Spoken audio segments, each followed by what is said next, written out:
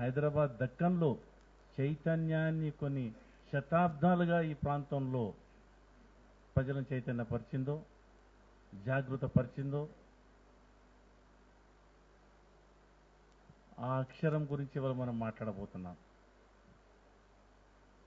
పుస్తకం అంటే మరి అది ఒక మెటీరియల్ కనిపించిన ఆ అక్షరమే. కాబట్టి మరి ఈ అక్షరాన్ని చదువుల పేరు మీద విద్యా విధానం, భారతదేశంలో విద్యా విధానం, ఆ విద్యా విధానానికి మరి ఎవరు విత్తనం పెట్టినరో, మరి అది ఎట్లా ఎదిగిందో అనేది ఇప్పటికీ చర్చనీయాంశమే. మెకలేస్ ఎడ్యుకేషన్ సిస్టమా, మరి మన భారతదేశం ఎడ్యుకేషన్ సిస్టమా ఇప్పుడు మనం పాటిస్తున్నాం అనేది మనం ఆలోచించాలి. ఇక్కడ మన అంజన్న చాలా సీనియర్ ఉపాధ్యాయుడు, ప్రజలను చైతన్యం చేసిన అంజన్న కూడా ఇక్కడ ఉన్నారు. కాబట్టి మనకు మూలము విద్యా విధానం భారతదేశానికి. ఆ విద్యా విధానం స్వతంత్రం వచ్చినప్పటి నుంచి కూడా గాలికి వదిలేసిన పరిస్థితి మన భారతదేశంలో ఉన్నది. మరి విద్యా విధానాన్నే మనం గాలికి వదిలేసినప్పుడు మరి సమాజంలో మనం ఏ రకంగా యువతను మనం తీర్చిదిద్దగలుగుతాం అనేది మనం ఆలోచించాలి. చాలాసార్లు ఎన్నో డిబేట్స్, డిస్కషన్స్ అయినాయి. కొతారి కమిషన్ వచ్చింది, యశ్పాల్ కమిషన్ వచ్చింది, ఎన్నో ప్రభుత్వాలు మారినాయి. ఒక ప్రభుత్వం అధికారంలో ఉన్నప్పుడు ఇంకో ప్రభుత్వం, ప్రతిపక్షం ఎప్పుడు వాళ్ళ మీద ఎద్దేవా చేయడమే. కానీ మరి ఆ ప్రతిపక్షమే అధికారంకి వచ్చినప్పుడు కూడా వాళ్ళు కూడా ఎటువంటి మార్పులు చేర్పులు చేయలేదు. కాబట్టి ప్రభుత్వాల మీద ఆధారపడకుండా సమాజమే దాన్ని చేతికి తీసుకొని ప్రభుత్వాలు నిలదీసి ఏ విద్యా విధానం అయితే మన భారతదేశానికి అవసరం ఉందో దాన్ని పాటించే రీతిగా మనం తీర్చిదిద్దుకునే యొక్క బాధ్యత సమాజానికి, చదువుకున్న వాళ్ళది, మేధావులది, సామాజిక కార్యకర్తలు. ఆ క్రమంలో ఆ విద్యా విధానంలో మార్పు రానంత వరకు ఈ అక్షరానికి ఎలాంటి మనము ఉపయోగం ఉండదు. అంటే ఇప్పుడు విద్యా విధానం ప్రజెంట్గా మనం తీసుకుంటే ఒక ఇంజనీర్ను, ఒక డాక్టర్ను తయారు చేయడమే, ఐఐటికి పంపించడమే విద్యా విధానంగా మారిపోయింది. ఆ పోటీ ప్రపంచంలో రెక్కాడితేనే డొక్కాడని కుటుంబాలు కూడా ఓ పూట తినకున్న పిల్లల్ని కాన్వెంట్ స్కూల్ వేసి ట్యూటోరియల్కి పంపించి ఎంసెట్లు రాపించి ఇంజనీర్నో డాక్టర్నో చేయడానికి ఉన్న వాళ్ళ శ్రమంతా అక్కడ ఖర్చు పెడుతున్నారు. మరి ఇచ్చేటియో కొన్ని వేల సీట్లే, కానీ లక్షలాది మంది విద్యార్థులను అగాధంగా ఆ పిల్లలకు నచ్చిందా నచ్చలేదా, ఆ యొక్క ఆసక్తి ఉందా సబ్జెక్టు మీద. ఒక మ్యాథమెటిక్స్, ఒక సైన్స్ సబ్జెక్ట్ కాదు. మనకు రేపు అడ్వకేట్లు కావాలి, జర్నలిస్టులు కావాలి, ఉపాధ్యాయుడు కావాలి, సైంటిస్ట్ కావాలి. మరి అవన్నీ ఎవరు చేయాలి? దేశాన్ని చక్కటితో పెట్టడానికి we need a leader. Leader అంటే నేను ఈ పొలిటీషియన్ లీడర్ అంటలేను. Somebody should lead people, society in a right direction. That is very important. అలా కాకుండా ఆ ఇంజనీరు, డాక్టర్ వ్యామోహంలో తల్లిదండ్రులు కూడా కొట్టుకుపోయే పరిస్థితి ఇప్పుడు మన దేశంలో ఉన్నది. మరి అటువంటి విద్యా విధానంలో జరుగుతుంది. కార్పొరేట్స్ వచ్చేసినారు. విద్యలో ఒక బిజినెస్ హౌసెస్ వచ్చి ఇంట్లో దిగినాయి. ఆ బిజినెస్ హౌసెస్ విద్యను నియంత్రిస్తున్నాయి. ఆ నియంత్రించడం అంటే ఒక పౌల్ట్రీ ఫామ్లో ఈ యొక్క బ్రాయిలర్ కోళ్ళను తయారు చేసినట్టు, ఒక హైబ్రిడ్ కోళ్ళను తయారు చేసినట్టు, ఓ sheep farm, goat farm, poultry farm అయిపోయింది. ఈ షీప్ ఫామ్, పౌల్ట్రీ ఫామ్లో పిల్లడు ఆలోచన శక్తితో సంబంధం లేదు, వ్యక్తిత్వ వికాసంతో సంబంధం లేదు, తోటి మానవుని గౌరవిస్తాడా లేదా సంబంధం లేదు, సమాజాన్ని గౌరవిస్తాడా సంబంధం లేదు, పర్యావరణాన్ని, జంతువును, పక్షిని, చెట్టు చేమను, మట్టిని గౌరవిస్తాడా లేదా సంబంధం లేదు. ఒక మెమరీతో ప్లే చేసే ఒక ఎడ్యుకేషన్ సిస్టమే it is prevailed in the country. Specially in Andhra Pradesh. అన్నిటికీ ఆంధ్రప్రదేశ్ ఏవైతే తప్పుడు స్టెప్పులు వేసే దాంట్లో ఆంధ్రప్రదేశ్ అన్నిటికంటే ముందు ఉంటుంది. మొన్న మనం డివైడ్ అయినాం, ఉమ్మడి రాష్ట్రంలో ఉన్నాం 60 ఏళ్ళు. ఆంధ్రప్రదేశ్ ప్రతి దగ్గర ఉంటుంది. మీరు ఎలక్ట్రానిక్ మీడియా తీసుకుంటే ఏ స్టేట్లో అయినా ఒక 10 ఛానళ్ళు ఉంటే ఇక్కడ 30 ఛానళ్ళు ఉంటాయి తెలుగు. నేను అనుకుంటా, నేను ఎన్నో రాష్ట్రాలు తిరిగి వచ్చిన నేను. ఏ రాష్ట్రం పోయినా ఓ 10 మంది కంటే ఎక్కువ ఉండరు మైకులు పట్టుకొని. ఢిల్లీలో కూడా 10-15 కంటే ఎక్కువ పట్టుకొని ఉండరు. కానీ ఈవెన్ ఆంధ్రప్రదేశ్లో డిస్ట్రిక్ట్ హెడ్ క్వార్టర్కి పోయినా సరే 25-30 మైక్రోఫోన్లు పట్టుకొని ఉంటారు. అంటే ప్రతి దగ్గర టూ మచ్ అన్నట్టు, ఏది చేసినా టూ మచ్. సినిమాలు భారతదేశంలో ఒక 800 సినిమాల నిర్మాణం అయితే ఒక ఆంధ్రప్రదేశ్లో 100 సినిమాల నిర్మాణం అయితే, అంటే తప్పుదోవ తీసుకుపోయేటి, ప్రజలకు అవసరం లేని అన్యాక్రాంతం చేసే పనులలో ఆంధ్రప్రదేశ్ అగ్రగామిగా ఉన్నదని మాత్రం చరిత్ర చెప్తాను. నేను ఒకనే కాదు, దానికి మనం డిబేట్ చేయొచ్చు. మనం అదే క్రమంలో విద్యా విధానంలో కూడా భయంకరమైన పరిస్థితి. ఇతర రాష్ట్రాల వాళ్ళని కూడా అట్రాక్ట్ చేసేటువంటి విద్యా విధానం వచ్చింది. ఏంటంటే మా వాడిని ఇక్కడ ఎంసెట్కి పంపిస్తే వానికి ఏదో ఒకటి ఎంట్రన్స్కి పోతే వానికి సీట్ వస్తుంది అనే నమ్మకం ఇతర రాష్ట్రాలకు కూడా వచ్చింది అన్నట్టు. అంటే అటువంటి ఇంప్రెషన్ కల్పించడం అంటే ఒక పోల్ట్రీ ఫామ్. అంటే పిల్లగానికి 1వ తరగతిలో చదివేది, దానికి ఒక సిలబస్ ఉంటుంది, ఒక కరికులం ఉంటుంది, కొన్ని లెసన్లు ఉంటాయి. గన్నే నేర్చుకోవాలి ఆ ఏజ్లో, వయసులో. ఒక చైల్డ్ బాల్యాన్ని లూజ్ కావద్దు. ఈ చైల్డ్హుడ్ పోయిందంటే తర్వాత వాడు టాటా అయినా, బిర్లా అయినా, ఒబామా అయినా మళ్ళీ తిరిగి కోట్లు పెట్టిన, మిలియన్స్ ఆఫ్ క్రోర్స్ ఖర్చు పెట్టినా సరే ఆ బాల్యం మళ్ళీ తిరిగి రాదు. ఆ బాల్యాన్ని మనం పరిరక్షించాలి. ఆ బాల్యాన్ని పరిరక్షిస్తేనే వాడు మనిషిగా ఉంటాడు, తోటి మనిషిని గౌరవిస్తాడు, సమాజాన్ని గౌరవిస్తాడు, పర్యావరణాన్ని గౌరవిస్తాడు, నేర్చుకుంటాడు, వాడు నేర్పించగలుగుతాడు. వాడు ఆ బాల్యాన్ని పరిరక్షించలేము. పుట్టినకు ముందే స్కూల్లో అడ్మిషన్ కన్ఫర్మ్. తల్లి కడుపులో ఉన్నప్పుడే పిల్లగానికి అడ్మిషన్ కన్ఫర్మ్ చేసేస్తాం. ఇక వానికి పాల్జీకెత్తడం లేదో వాడిని వేసి పంపించుడే, కారులను, ఆటోలను తీసుకుపోయి స్కూటర్ మీద పోయి స్కూల్లో పడేసుడే. పడేస్తే అక్కడ ఏబిసిడీల కాడికి ఆల్ఫాబెట్ డాడీ మమ్మీ అనాలేవాడు. మాట్లాడొచ్చిందంటే మమ్మీ డాడీ చదువు నేర్చుకుంటాడు, వీడు ఇంజనీరు, డాక్టర్ కాడు. తర్వాత నేర్పించే స్కూల్ ఎట్లా ఉన్నాయి, ఏమి నేర్పాము? మన గుర్రానికి గంటలు కట్టినాక గుర్రాన్ని చక్కగా గురకాలంతే. మనకు కావాల్సింది గుర్రం.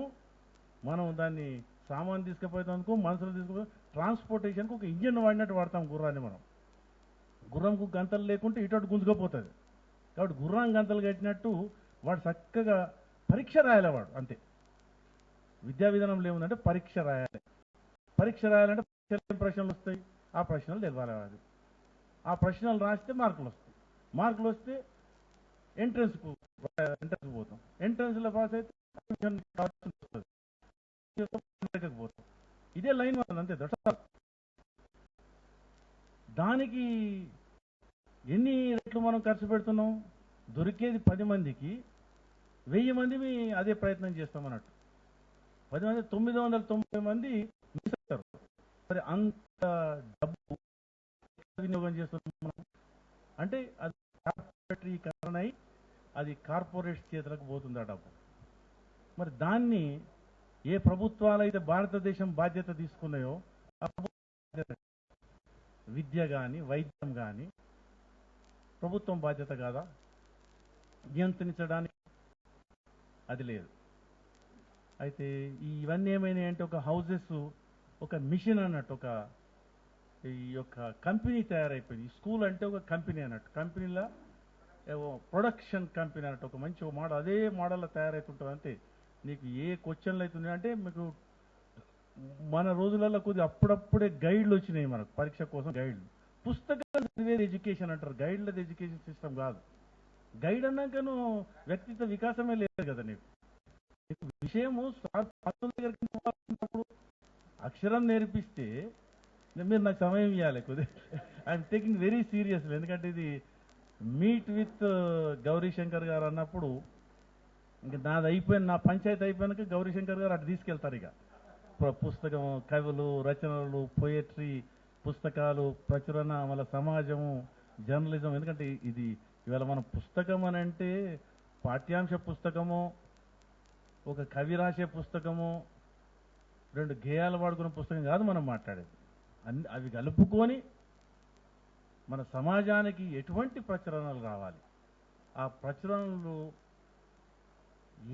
ఎన్ని ప్రచురించాలి, ఎవరు ప్రచురించాలి, ఎవరెవరి బాధ్యతలు దాంట్లో, అది ఎవరికి చేరాలి, ఎలా చేరాలి, చేరిన తర్వాత దాన్ని ఎట్లా వాడుకోవాలి, ఆ వాడకం బాధ్యత వాడేంత వరకు, సమాజం ఆ పుస్తకాన్ని వాడేంత వరకు, మనం మాట్లాడే పుస్తకం సమాజానికి ఉపయోగపడే పుస్తకం మాట్లాడుతున్నాం. డిటెక్టివ్ నవల గురించి మాట్లాడతలేదు. ఆ డిటెక్టివ్లు కూడా దొరకక ఊర్లలో, మాకంటే చిన్నప్పుడు అంటే నాకంటే పెద్ద మా అన్నయ్యల జనరేషన్ అప్పుడు డిటెక్టివ్ నవల్ చదివిన వాళ్ళే వాళ్ళు మాస్టర్స్ అయిపోతారు. దేశాన్ని పరిపాలించిన వాళ్ళు అందరూ డిటెక్టివ్లు చదివిన వాళ్ళే. స్కూల్ పుస్తకాలు క్లాసులు ఎగ్గొట్టి ఈ డిటెక్టివ్ నవల జేబుల్లో పెట్టుకుని చదివినోడే వాడు నాయకుడు అయ్యిండు, వాడు ఇండస్ట్రియలిస్ట్ అయ్యిండు, వాడు పంతులయ్యిండు, 10 మందిని చైతన్యం చేసాడు కూడా. అంటే గంత పవరు బాల్యంలో ఒక యువతలో ఒక వ్యక్తికి శక్తి ఉంటుంది అన్నట్టు. మగపిల్లడే కానీ బాలికనే కానీ ఆ శక్తిని వినియోగించుకునేది పంతులు వినియోగించుకోవాలి, తల్లిదండ్రులు వినియోగించుకోవాలి, చదువుకున్న సమాజం బాధ్యతను వహించిన పెద్దలు వినియోగించుకోవాలి. అది కాకుండా ఈ సిస్టమ్ కూసుండబెట్టి ఒకటి రెండు 3 చదివిపించి బట్టి కొట్టిపించి అది చక్కగా పోయి పరీక్షలకు హక్కి 4 మార్కులు వచ్చి ఎంట్రన్స్ దొరికి ఇంజనీరింగ్ పోడే ఎడ్యుకేషన్ తయారైంది. ఇన్ని దశాబ్దాలు మరి ఇంత నిశ్శబ్దంగా ఎందుకు జరుగుతున్నది? ఆ బ్రేక్ చేయడం అవకాశం ఏంటి? మనకు అవకాశం వచ్చింది ఏంటంటే తెలంగాణ తెచ్చుకున్న తెలంగాణ, 60 ఏళ్ళు పోరాటం తెచ్చుకున్న తెలంగాణ. ఆ తెలంగాణలో విద్య విధానం తెలంగాణ నూతన తెలంగాణలో ఎట్లుండాలి, ఆ విద్యా విధానాన్ని నడిపించేవారు సమాజం బాధ్యత, పంతుల బాధ్యత, ప్రభుత్వం బాధ్యత, ఇటు తల్లిదండ్రుల కూడా బాధ్యత. కాబట్టి ఆ విద్యా విధానం పట్ల మనందరం ఒక మూమెంట్గా, ఇదొక మూమెంట్గా మనం నడిపించి విద్యా విధానం సరి చేసుకొని రేపు భారతదేశంలోనే ఒక మోడల్గా ఈ రాష్ట్రం ఎదిగే అవకాశం ఈ రాష్ట్రానికి ఉన్నది. చైతన్యవంతమైన ప్రాంతం, విభిన్న సంస్కృతికి నిలయం ఈ ప్రాంతం. మన దగ్గర బ్రహ్మాండమైన రచనలు వచ్చినాయి. తెలంగాణ రైతాంగ పోరాటం వచ్చింది. ఆంధ్ర మహాసభలో పెద్ద ఎత్తున పాల్గొన్నది మన ప్రాంతం నుంచి. ఎన్నో ప్రచురణలు వచ్చినాయి. గోల్కొండ పత్రిక వచ్చింది మొదలై చదువుకున్నారు. ఒక భాష కాదు ఇక్కడ, మనం ఉర్దూ భాష మనకు మొదటి లాంగ్వేజ్గా ఉర్దూ మీడియంతోనే చదువుకున్నది కూడా ఉన్నది. ఇంగ్లీష్ కూడా ఎక్కడ వదిలిపెట్టలే మనం, మళ్ళీ తెలుగును కూడా మనం వదిలిపెట్టలే. ఈ ప్రాంతంలో ఉన్న వాళ్ళకి ఉర్దూ, ఇంగ్లీష్, తెలుగే కాకుండా మనం నార్త్ ఇండియాకు చాలా దగ్గర సంబంధాలతో ఉన్నాం. కాబట్టి ఒకప్పుడు ఈ ప్రాంతం భారతదేశాన్ని పాలించే ఒక సెంట్రల్ స్టేట్. ఎవరిని అడిగినా హైదరాబాద్ దక్కన్ నుంచే భారతదేశం పరిపాలించబడాలనే ఒక ఆలోచనలు కూడా ఉండే. కాబట్టి మన దగ్గర నార్త్ ఇండియాకు సంబంధించిన చాలా పెద్ద ఎత్తున ఇక్కడ కల్చర్ ఉండడమే కాక అక్కడి వాళ్ళు ఎంతోమంది ఇక్కడ ఈ ప్రాంతంలో సెటిల్ అయి ఉన్నారు. కాబట్టి ప్రతి రాష్ట్రం నుంచి కూడా సెటిల్ అయి ఉన్నది ఏ ఒక్క రాష్ట్రంలో కానీ పట్టణంలో ఉన్నారంటే హైదరాబాద్ దక్కన్. కాబట్టి విభిన్న సంస్కృతి నిలయం, అటువంటి నిలయంగా ఉండి భారతదేశంలో మోడల్గా ఉన్న మన ప్రాంతం ఒక రాష్ట్రంగా ఉన్నప్పుడు, మన రాష్ట్రాన్ని మనం పరిపాలించుకునే అవకాశం వచ్చినప్పుడు విద్యా విధానంలో రేపు భారతదేశానికి ఒక దిక్సూచిగా ఉండే అవకాశం ఈ రాష్ట్రానికి ఉంది. అలా సమాజం పాత్ర ఉండాలి. ఎప్పుడు ఒక ప్రభుత్వం మీద ఆధారపడొద్దు. మనం ప్రభుత్వానికి శాసించగలిగే శక్తి కూడా సమాజానికి ఉంటుంది. కాబట్టి సమాజం శాసించగలిగే శక్తి సమాజానికి ఉండాలి. అప్పుడు ప్రభుత్వం బాధ్యత వహించాలి. వహించకుండా ప్రభుత్వాన్ని మనం ప్రశ్నించే అవకాశం మనకు ఉంటుంది. కాబట్టి కొత్త రాష్ట్రం ఎన్నో యొక్క అమరుల త్యాగాల ఫలితంగా తెచ్చుకున్న రాష్ట్రమే. ప్రజల ఆకాంక్షకు తగ్గట్టుగా ప్రజలు నిలబడి పోరాడితే వచ్చిన ప్రాంతం. కాబట్టి ఇది ఏదో ఒకరి బాధ్యత అనుకోవద్దు, మనందరి బాధ్యత. తెలంగాణ రాష్ట్రం సాధించిన దానికంటే ఎక్కువ సాధించిన తర్వాత మనకు బాధ్యత ఎక్కువ ఉంటుంది అనేది మనం గుర్తించాలి. అది చాలా ఇంపార్టెంట్. ఎవరో ఏమో చేస్తుందని నేను కాదు, మనం నిలబడి పోరాడినాం. 12 సంఘాలు నేనే తెస్తున్నా అనుకోవచ్చు, 4 రాజకీయ పార్టీలు నేనే తెస్తున్నా, నేనే ఇచ్చిన అనుకోవచ్చు. అయినా మనం ఎందుకు పోరాడినాం? నిలబడి వెనుదిరగకుండా పోరాడినాం. ఎవడు తెలంగాణ అంటే మనతోని పోయినాం. మనం తెలంగాణ 10 మంది మనతో తోలుకొచ్చుకున్నాం. మరి రేపు పునర్నిర్మాణంలో అదే శక్తి, అటువంటి ఆలోచన ఎందుకు మనం మిస్ అవుతున్నాం? కాబట్టి వెనుదిరగకుండా ఆ తెలంగాణను పరిరక్షించుకోవాలి. అమరులకు నివాళులు అంటే మనం ఒక పునర్నిర్మాణంలో ప్రజలు ఆశించిన తెలంగాణ, ప్రజలు ఆకాంక్షించిన తెలంగాణ, అమరులు ఆకాంక్షించిన తెలంగాణను రేపు మనం నిర్మాణం చేసుకోవాలి. దానికి ఖచ్చితంగా ఈ యొక్క పాఠశాల విద్యలో పాఠ్యాంశాల్లో ఉన్నాయి కాదు, అకాడమిక్సే కాదు, సప్లిమెంట్ రీడింగ్ అనేది మనం హ్యాబిట్ తేవాలి చిన్ననాటి నుంచి కూడా. అంటే చిన్న పర్సనల్గా మాట్లాడాలంటే మా బాపు, నన్ను కన్న తండ్రి, వాళ్ళు 3 అన్నదమ్ములు. మా బాపు తర్వాత ఉన్న రెండో ఆయన తమ్ముడు, ఇద్దరికి మా తాత అక్షరాభ్యాసం అప్పుడు వెనకట 5 సంవత్సరాలకు పెట్టేవాళ్ళు. 5 సంవత్సరాల తర్వాతనే అక్షరం పెట్టించే నుంచి చదువులు స్టార్ట్ అయ్యేటి. ఊళ్ళో స్కూల్ లేకున్నా కానికి పడి ఇంట్లోనే స్కూల్ పెట్టించడం, ఉంటే ఆడికి పోవడం. మా తాత మా బాపు తమ్మునికి 2 పిల్లలకు 100 పద్యాలు కంఠస్థం చేయించాడు. ఇది అక్షరం రాకముందు. అది ఇంపార్టెంట్. కాబట్టి ఆ పఠనం మనకు అవసరం. పుస్తకాలను అవలీలగా చదివి పడేయచ్చు. ఆ చదివేందుకు సమయం ఇస్తాం మనం. ఎన్ని లెసన్లు ఉంటాయి? 6 సబ్జెక్టులు బ్రహ్మాండ లెసన్, సంవత్సరం పాటిస్తాం. ఆ సంవత్సరం అంతా క్లాసుల కూర్చుని రుబ్బి మెమరైజ్ చేసి చదివిపించి వాళ్ళకి చెమటలు గక్కిపించి ఇంటికి వచ్చినాక మళ్ళీ వాళ్ళకి ట్యూషన్ పెట్టి మళ్ళీ చదివిపించి పరీక్ష కోసం ప్రిపేర్ అయ్యాక మనకు చెట్టు తెలియదు, పక్షి తెలియదు, ఉష్కంట తెలియదు, మట్టి అంటే తెలియదు. వానికి ఒరి మీద వస్తుందా, భూమిలో వస్తుందా, మన పల్లి భూమిలో పడుతుందా, చెట్టుకు పైన ఊగులాడుతుందా తెలియదు వానికి. మామిడికాయ చెట్టుకు అల్లనేరేడు చెట్టుకు తేడా తెలియదు వారికి. రేగు చెట్టుకు ముళ్ళుంటాయా తెలియదు వారికి. చింత చెట్టు తుమ్మ చెట్టు ఒక తీరే కనిపిస్తుంది వారికి. వాడు ఏమర్థం చేసుకుంటాడు? చెప్పులు ఇచ్చి ఒక భూమి మీద వానలు ఉరకకపోవచ్చు ఇప్పటి పిల్లడు. మనం వానలు ఉరికినాము, ఎండలు ఎరిగినాం, చెట్టు ఎక్కినాము, దుంకినాము, కింద పడ్డాము, కాలిరగొట్టుకున్నాం. కాబట్టి సమాజాన్ని అర్థం చేసుకున్నాం, సమాజాన్ని గౌరవించగలుగుతాం. ఆ సమాజమే తెలంగాణ తెచ్చుకున్నది. కానీ ఇప్పటి పూర్వానికి అసలు వాన తెలియదు, ఎండ తెలియదు, భూమి తెలియదు, మట్టి వాసన తెలియదు, గ్రామం కూడా తెలియదు. మొత్తం వలసల పట్టణాలకు వచ్చేసినాం. కాబట్టి దీనికి చదువు అనేది పాఠ్యాంశాలు ఉండేది ఏంటంటే విషయాన్ని గ్రహించాలి మనం. నువ్వు ఇంజనీరుగా, డాక్టరుగా, లాయరుగా, ఓ సైంటిస్టుగా సమాజం అర్థం చేసుకోవాలి, పర్యావరణం అర్థం చేసుకోవాలి. సమాజంలో ఒక తోటి మనిషిని గౌరవించే వ్యక్తిగా మనం జీవించాలి. మనం కంప్యూటర్ మిషన్ చేసి పంపిస్తలేం సమాజానికి, ఒక మనిషిని మనం ఇస్తున్నాం. కాబట్టి ఈ పాఠశాల దాటేలోగానే పిల్లల్ని తీర్చిదిద్దాలంటే ఏదైతే సిలబస్లో ఉన్నదో దాన్ని చక్కగా చదివించుకుంటూ అది సైంటిఫిక్ అప్రోచ్ ద్వారా నేర్పిస్తే, విషయం అవగాహన క్లాస్ రూమ్లో కల్పిస్తే వాడు చిన్నగా పోయి చదువుకుంటే అర్థమయ్యేటట్టు ఉండాలి తప్ప ఇంటికి పోయి బట్టి కొట్టి రాస్తే వానికి అర్థం కాదు. ఇంటర్నలైజేషన్ అంటాం. అంటే మనకి ఎక్కాలి, లోపలికి ఎక్కితే వాడికి తర్వాత అవలీలగా చేస్తేనే వాడే కొత్తవి కనిపెట్టగలుగుతాడు. ఇక చదివింది మెమరైజ్ చేసి బట్టి కొట్టిపించి వాడు పరీక్ష రాసిన వాడికి వాడు ఏం సమాజాన్ని మెరుగుపరుస్తాడు?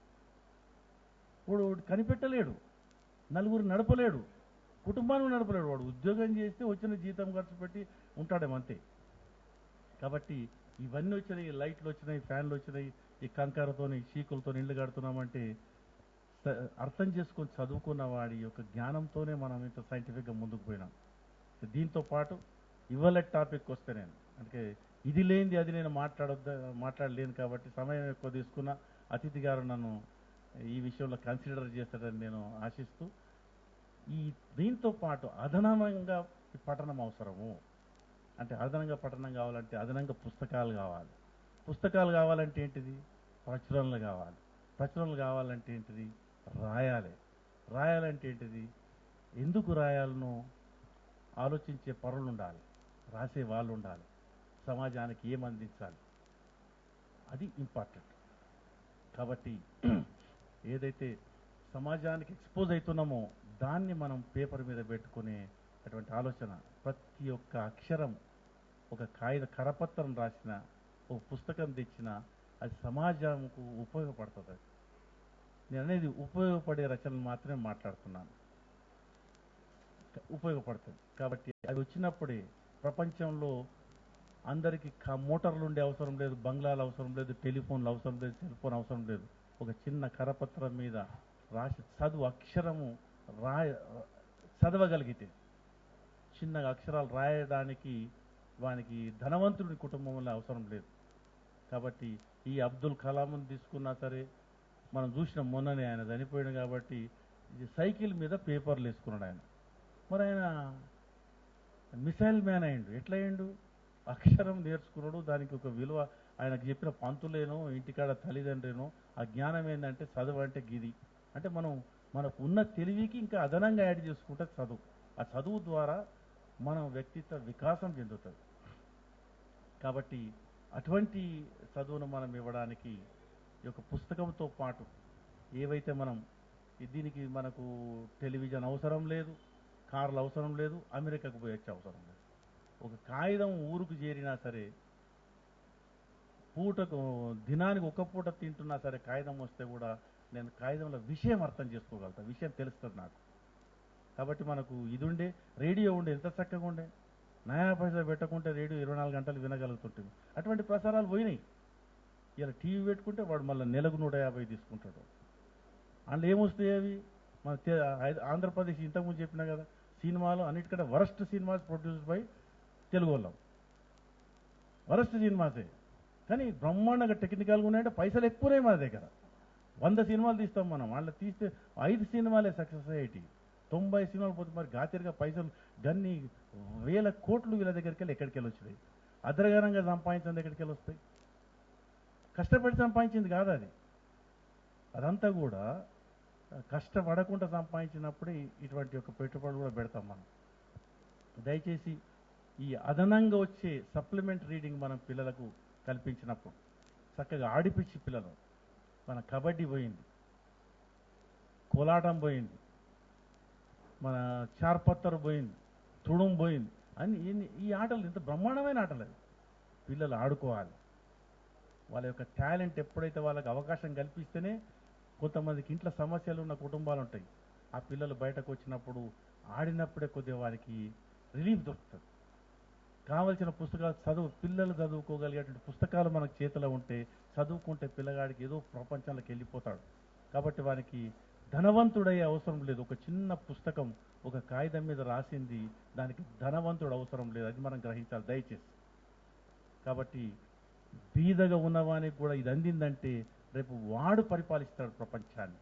కాబట్టి తెలివిగల్ల పిల్లలకి, కష్టపడే కుటుంబాలకి చక్కటి మెటీరియల్ మనం అందించే ప్రయత్నం చేయాలంటే రచనలు రావాలి. ఆ రచనలు పబ్లిష్ చేయాలి. పబ్లిష్ చేసి ప్రజలకు చేరాలంటే ఒక ఉద్యమంలాగా సాగాలి. అంటే ప్రతి గ్రామంలో ఒక లైబ్రరీ ఉండాలి, ప్రతి పాఠశాల లైబ్రరీ ఉండాలి. ఈ లైబ్రరీలే సరిపోవు, లైబ్రరీ చక్కగా నిర్వహించి ఈ పఠనానికి వాళ్ళకి కావాల్సిన ఆసక్తి కల్పించాలి. వీటికి మనం గ్రంథాలయ ఉద్యమం కాగా పుస్తక ప్రదర్శనలు కావాలి. ఆ పుస్తకాల ప్రదర్శనలు కూడా హైదరాబాద్ ఎగ్జిబిషన్ పేరుతో స్టార్ట్ అయిన పుస్తక ప్రదర్శనలకి మొన్ననే నూతన తెలంగాణ ఏర్పాటు చేసుకున్న తర్వాత జరిగిన, ముఖ్యంగా చాలా సక్సెస్ అయిన హైదరాబాద్ బుక్ ఫేర్ 2015కి అధ్యక్షత వహించిన చైర్మన్ అయిన జూలూరి గౌరీశంకర్ ఇవాళ మన అతిథిగా ఉన్నాడు. కాబట్టి నాకు ఎందుకంటే ఈ టాపిక్తో నాకు చాలా దగ్గర సంబంధం, ప్రేమ ఉంది కాబట్టి అది నేను అవకాశం తీసుకొని, అందుకే ఇవాళ సెషన్ చాలా ముఖ్యమైన సెషన్గా నేను భావిస్తున్నా. ఆ క్రమంలో గౌరీశంకర్ గారు తదుపరిది సబ్జెక్టును ముంగటికి తీసుకెళ్తారని, అతను స్వతహాగా రచయిత, సీనియర్ జర్నలిస్టు, ఎన్నో రచనలు చేసిన గౌరీశంకర్ గారు కొన్ని వన్ మ్యాన్ ఆర్మీగా తన సొంత ప్రచురణలతో ఎన్నో పుస్తకాలను ప్రచురించినాడు. మేబీ ఇప్పటి వరకు నంబర్ 200 ప్రచురణలు చేసిన గౌరీశంకర్ ఈ మధ్యలోనే తను అసలు టీడీఎస్యు సంఘం నుంచి వచ్చిన గౌరీశంకర్, కోదాడ ప్రాంతం నుంచి వచ్చిన గౌరీశంకర్ చెప్పాలి కదా నేను. తెలంగాణ దాచిపెట్టుకోలేదు. తెలంగాణ తిరిగిండు కదా గౌరీశంకర్. వచ్చి జర్నలిస్ట్గా ముఖ్యంగా ఆంధ్రప్రభలో ఉన్నప్పుడు నాకు గౌరీశంకర్ పరిచయం అండ్ వెరీ డైనమిక్, ఒక బ్యాక్వర్డ్ క్లాస్. ఇది కూడా అంటే ఎందుకంటే నేను ఉద్యమంలోకి వచ్చాక ఇవన్నీ నేర్చుకున్నా, కులాలు పంచాయతీలు అన్నీ తెలిసిపోయాయి నాకైతే. అంతకుముందు సస్తాడకపోతుంటే నేను మీ కులం ఏందని, నేను డైరెక్ట్ ఇప్పుడు కులమని అడుగుతున్నా అంటే నేను చూస్తారు వాళ్ళు, నేను నాకు ఫస్ట్ తెలవాలంటున్నా. నాకు మనమైతే డీక్లాసిఫై అయినాం, తెలవాలి కదా, తెలిస్తే మనకు ఎవరితో దోస్తాయం చేయాలో జర అర్థమవుతుంది. So I'm really frankly I'm telling this is a very informal platform. I would like to share because 183లో చాలా మంది ఎన్నోసార్లు కలిసి కూర్చున్నాం కాబట్టి తెలంగాణ ఉద్యమం కూడా మనల్ని తెలియని వాళ్ళని దగ్గర చేసి లక్షల మందికి మనం స్నేహితులమైనాం. ఎట్లయినా ఒక ఉద్యమం తీసుకొచ్చి ఆ ఉద్యమ చైతన్యం ఓ శతాబ్దం పాటు ఉంటుంది ఈ ప్రాంతంలో. అది మనం we are lucky, our children will be definitely lucky. మనం నిలబడ్డ వాళ్ళం, ఉద్యమంలో ఉన్న వాళ్ళం, ఆ పరిస్థితులు మనం యువతకు కల్పించాలి. ఇప్పుడు పాఠశాలలో చదివే పిల్లలకి వాళ్ళకి ఈ యొక్క చైతన్య ప్రాంతం యొక్క ఇది అక్కడ తీసుకెళ్ళాలి. మళ్ళీ అక్కడ పోయి నేను ఉద్యమం చేస్తా కానీ నా పిల్లగానికి తెలిసినా తెలియక పట్టించుకోక ఉద్యమం మందికి చేయాలి తప్ప మనం ఇంట్లో చెప్పకుంటే కష్టమవుతుంది. కాబట్టి ఈ సమాజానికి వెళ్ళాలంటే మన రచనలన్నీ కూడా చాలా విరివిగా మన రచనలు రావాలి మన ప్రాంతం నుంచి. ఎందుకంటే ఇక్కడున్న రచయితలు బ్రహ్మాండంగా దేశంలో ప్రపంచంలో ఇప్పటి వరకు నిలదొక్కుకోగలిగే రచనలు వచ్చినాయి ఇక్కడి నుంచి. అటువంటి రచయితలు ఉన్నారు. కానీ వీళ్ళకి ఏమంటాం మనం, వాళ్ళకి ప్రోద్బలంగా అంటే వారికి కావాల్సిన సపోర్ట్ మనకు దొరకలే. ఉమ్మడి రాష్ట్రంలో ఖచ్చితంగా దొరకలే మనకు. అది దొరకాలి, అది ఇంపార్టెంట్. ప్రచురించడానికి అంటే మనకు ఒక 10 సంవత్సరాల సమయం పడుతుంది. కానీ నా ఆలోచనల మేరకి 5 సంవత్సరాల్లో ప్రపంచంలో ఒక ల్యాండ్ మార్క్గా మనం బెస్ట్ పబ్లికేషన్స్ మనం తేవాలి. అవి ముఖ్యంగా పిల్లలకి ప్రచురణలు అందించగలగాలి. మనం బాల సాహిత్యం అంటే ఏదో పాటలు పాడుకుంటుంది కాదు. చైల్డ్కి కావాల్సిన సప్లిమెంట్ రీడింగ్ మెటీరియల్ మనం ఈ ప్రాంతం, ఈ తెలంగాణ గడ్డ అందించే ప్రయత్నం చేయాలి. చేసినప్పుడు ప్రపంచంలో ఎవరికి తీసిపోయినటువంటి పిల్లల్ని మనం అంటే వాళ్ళ ముంగిట్లకి ప్రచురణ కాగితం పోవాలి చదువుకోవడానికి. ఆ పఠనా శక్తి వాళ్ళకి కల్పించాలి. ఖచ్చితంగా పిల్లలు ఆసక్తిగా చదువుతారు. చదివినారంటే ఆ పిల్లలు ఎవరికి తీసిపోరు. అప్పుడే తలెత్తుకొని తిరిగే ఒక ప్రాంతం ఉంటుంది. ఈ దశాబ్దంలో మనం ప్రయత్నం చేస్తే ఒక శతాబ్దం పాటు ఈ ప్రాంతం ఎక్కడైనా ఇది వెలసిల్లి ఉంటుందని మన ఈ ప్రాంత ప్రజలు ప్రపంచంలో ఎక్కడైనా వాళ్ళు ఖచ్చితంగా ముందుంటారు. ఎక్కడికి వెళ్ళినా they lead the teams and lead the groups and lead the companies అనే ఆశాభావాన్ని వ్యక్తం చేస్తూ ఖచ్చితంగా ఒక పుస్తకమే కాదు, టెలివిజన్ మెటీరియలే కానీ సినిమానే కానీ వీటిలో కూడా మనం ఒక ప్రజలకు కావాల్సిన మెటీరియల్ మనం అందించే ప్రయత్నం చేయాలి. కాబట్టి దానికి పెద్దపీట ఈ తెలంగాణ కొత్త రాష్ట్రం వేస్తుందని. రాష్ట్రం అంటే రాష్ట్ర ప్రభుత్వం కాదు, తెలంగాణ రాష్ట్రం అంటే తెలంగాణ రాష్ట్ర ప్రజలు, తెలంగాణ సమాజంలో ఉన్న కార్మికులు, రైతాంగము, మేధావులు, సంఘ నాయకులు, కార్యకర్తలు మనం బాధ్యత వహించాలి.